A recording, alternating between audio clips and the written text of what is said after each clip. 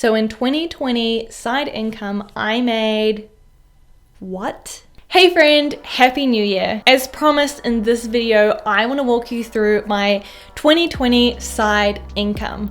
I decided last year to finally start charging for some of my side projects and making a little bit of income on the side in addition to my full-time day job. And so as promised in this video, I'm going to go through real numbers of what I earned, what my expenses were, and what my take-home profit sort of was at the end of the day. Let's jump on into it. Alright, a few things to mention up first. The figures that you're going to see in this video are in Canadian dollars. I live in Canada, I charge in Canadian dollars, you can do the conversion into your own currency. Secondly, all of these figures are pre-tax. Now, as of recording, it is January 2021, and I am planning to pay tax on my side income at the end of the financial year, which is at the end of March 2021. Okay, are you ready? In 2020, my total side income was $26,060.49. Wow, this is definitely not what I was expecting to make in my first year of side income. Even at the beginning of the year, I didn't even know what my different sort of revenue or income streams would be or what the potential of those would be. To make 26,000 is pretty awesome, and I just cannot believe I made that much money in side income. I'm going to break down what those different revenue streams are in a moment, but before that, let's get on to expenses. In total, my expenses were $7,634.01. That's quite a lot of expenses if you think about it. It means my profit at the end of the day was $18,426.48. My side income made up about 20% of my total income for 2020. Now, making up 20% of my income probably isn't quite enough for me to go and quit my job and become a full-time content creator or run my own thing, but I'm pretty proud that I managed to sort of achieve this much in side income this year. All right, let's dive into the different revenue streams. So making up that sort of $26,000, first was affiliate income. This was a really small amount of income for me, making up only 0.8% of this total 26K. So I didn't do much in affiliate marketing this year. Next was public speaking. Even despite 2020, I got a few opportunities to do some public speaking at some virtual conferences. This made up about 2.6% of that total income. I think I spoke at 3 conferences. All right, now we get into some of the bigger revenue streams. The first one being what I'm calling consulting income. This made up around 39% of my total side income.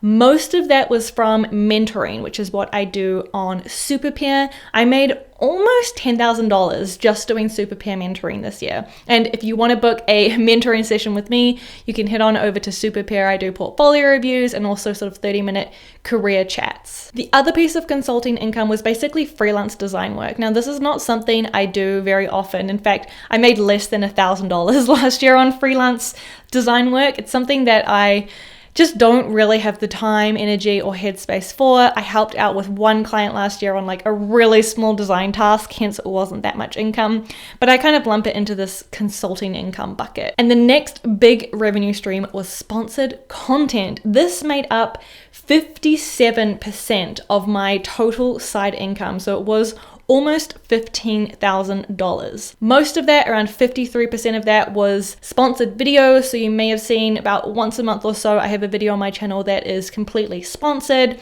So that was a large stream of income for me this year. Another portion of that, 10%, was around sponsored social media. So in addition to the sponsored videos, sometimes I might do a sponsored tweet or a sponsored Instagram post. Then 4.8% of that was sponsored newsletter placements. So I have an email newsletter, which you should sign up for if you're not on it already. Then my last stream of income in this sponsored content bucket is actually channel sponsorship. So you may or may not have noticed that Superpeer is actually a channel sponsor of my channel. And in most of my videos, I actually plug Superpeer and my mentoring services. services. So in general, to recap, most of this income was from sponsored content, followed by my consulting income, which is mostly my mentoring services. Let's move on to expenses. And I have 2 buckets for expenses this year. The first is computer software. So any sort of software or online service I pay to sort of run this side business that I have, I consider this a expense as part of my business. So computer software was around 13%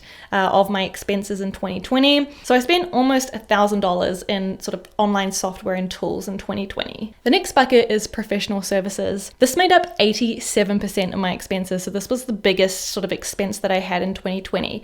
And this was all freelancers that I paid to help me with my side business. One of those freelancers was Holly Arnett from Black and White Studios. She helped me sort of overdo my whole femke.design brand. You may have noticed, I guess like mid 2020, I switched over to this whole new visual brand. I paid Holly as a freelancer to create that brand for me. So that was one of my biggest expenses last year. The other big expense I had was hiring Austin Saylor, who's a freelance motion graphics designer, to do all of my motion graphics for my videos. He doesn't actually edit the videos, but he made me some motion graphic templates like all of these cool little animations that you see going around. He basically sort of animated the branding work that Holly did and sort of brought it to life. He also did my logo animation. So that was another really big freelance expense that I had to kind of get all of that motion design and templates that I could use as part of my brand. The third freelancer I pay is Flo, and she actually helps me sort of manage my Instagram account. So she helps me sort of design and build some templates. She also creates some of the content like the carousels you might see on Instagram or some of the visual designs that you see in my stories. Flo kind of helps me recurring on like a weekly basis to help generate content and manage my Instagram account. So in total, I paid around $6,000 in freelance expenses last year. However, I see that as an investment into my business. The brand, the motion graphics, Flo helping me with the Instagram. To me, even though it's considered an expense, I see it more as an investment into the brand. Okay, so how did I get here? I am in no way claiming to be an overnight success or encouraging or trying to position side income as passive income, because it's definitely not. I put a lot of time, energy, effort, and resources and money, as you just saw, into my side projects and side business. For context, I started this YouTube channel January 2019, and it wasn't until May 2020 that I started making money from this channel and had my first client. So it is a slow growth and a long journey to get to this point. In addition, I have quite a large audience and following on places like Twitter, Instagram, my email newsletter. So I've been building that audience over years and years and years, and finally felt like in 2020 I'd gotten to a point where I had a big enough audience, I had a good momentum going, I was really passionate and invested in my side projects that I don't know, I wanted to experiment and see if this was a way that I could earn some side income, and clearly the answer is yes. I don't track my time for these projects. I've gotten a lot of questions about how much time do I invest in this, but I would say on average I probably spend around 8 to maybe 10 hours a week on side projects. Some other questions I've gotten is around how I set this up as a business. Now, you should investigate how this works in your own country because it's very, very different. Here in Canada, I can just start creating money as a sole proprietorship. I don't need to register as a business as long as I'm under a certain amount of income. I also received some questions about, can I legally earn this money on the side of having a full-time job? Yes. I would say though that when I joined Uber, I actually upfront got them to sign off on my side income. So I think at the time I wrote a list, a very generic list of things that I was doing on the side that I wanted to own and that Uber doesn't own, and I got my manager at the time to sign it off. Another question I've gotten a lot is how I decide on my prices or my fees. Generally, I like to follow value-based pricing, which is essentially charging based on value rather than time. To kind of summarize what that means, as you get better and more efficient at doing something, your time to complete that thing is less. However, the value you're providing is more. So this is why I'm not actually a huge fan of hourly-based pricing, because I think it actually penalizes you over time as you get more efficient and better in your craft. So instead I focus on value-based pricing. Okay friend, that is my 2020 side income. I've been thinking about setting a goal for 2021, considering I made 26K this year, I think it would be ambitious. Like, I like setting stretch goals. So I'm thinking like 35 or maybe 40K, which is quite a lot more.